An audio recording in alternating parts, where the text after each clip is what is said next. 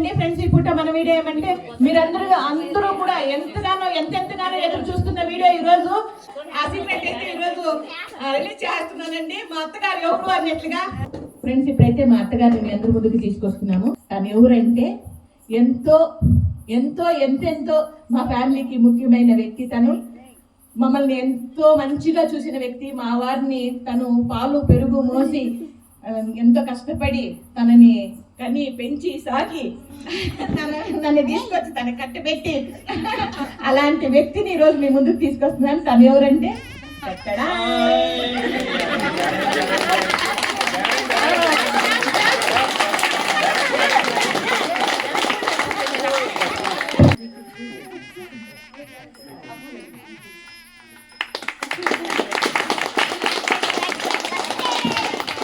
ఇదిగోండి మా అత్తగారు.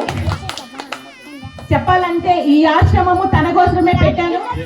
ఎందుకంటే మేము టౌన్ లో ఉండేవాళ్ళము, తనైతే పల్లెలో ఉన్నారు. మా పెళ్ళైనప్పటి నుండి తన చిన్నప్పటి నుండి తను పెళ్లి కాకుండా పల్లెల్లోనే తనకు అలవాటు. మేము టౌన్ లో ఉంటే మా ఇంటికి వచ్చి ఉండేవాళ్ళు కాదు. వాళ్ళు వచ్చినా కూడా అప్పటికప్పుడు వెళ్ళిపోయేవాళ్ళు.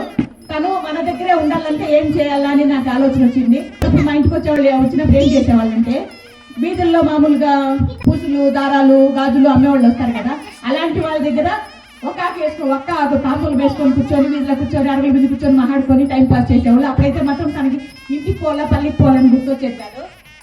అంతేనా?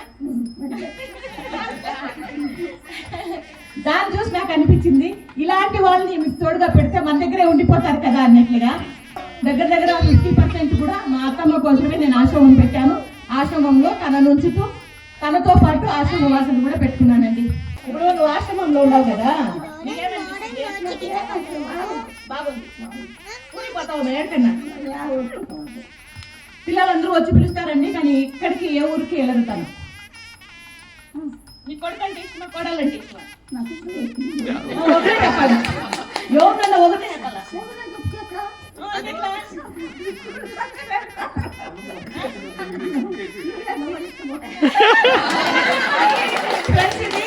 అంటే నేను చెప్పే మాట కాదు, ఇప్పుడున్న అందరికీ తెలుసు తన కోడలంటేనే ఇష్టం. ఎవరు క్లాస్ చేయలేదు. ఎప్పుడన్నా గొడవ పెట్టినా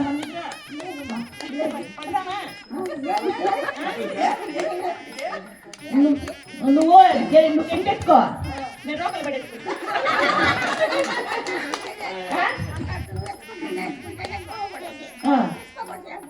అది కదా